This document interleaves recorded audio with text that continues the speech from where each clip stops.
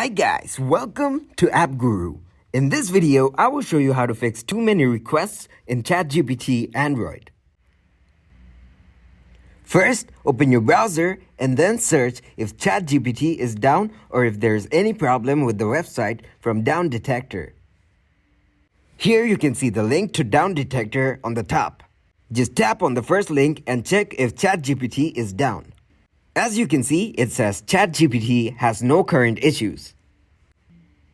If you scroll down, you will get to see more details regarding this issue. Now to try and fix the issue, go to your phone settings.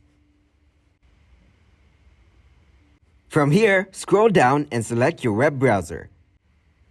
Now scroll down again and tap on Clear History and Website Data. And once you do that, it's done. Thank you for watching and please leave a like, share and subscribe.